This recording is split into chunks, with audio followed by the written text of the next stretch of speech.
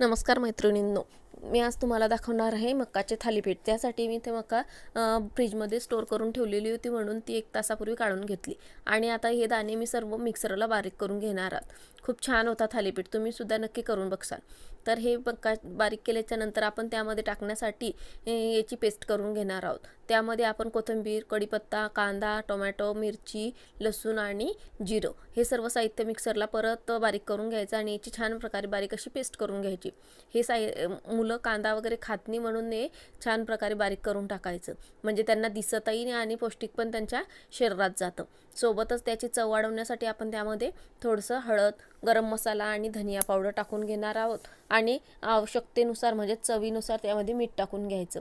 हे सर्व टाकल्याच्या नंतर पाहिजे तेवढ्या प्रमाणामध्ये गव्हाचं पीठ हे त्यामध्ये ॲड करायचं।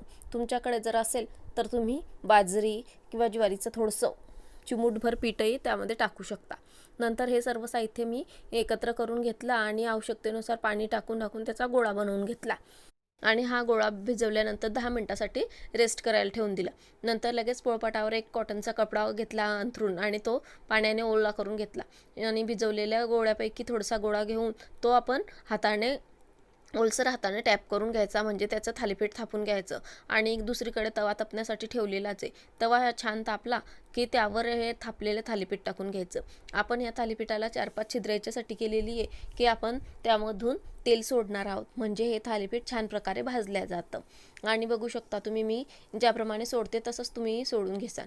नंतर हे थालीपीठ आपण 2 मिनिटांना पलटवून घ्यायचं, म्हणजे एक साईड झाली की आपण दुसऱ्या साईडनं होऊ देणार आहोत आणि नंतर याही साईडनं आपण थोडं तेल सोडून ते छान मंद गॅसवर थोडंसं फुल करत असं दोघी साईडनं भाजून घ्यायचं आणि झालं आपलं थालीपीठ तयार। तुम्हाला व्हिडिओ कसा वाटला हे मला नक्की सांगसाल। व्हिडिओ आवडला असेल तर लाईक करा आणि चॅनलला सबस्क्राईब करा।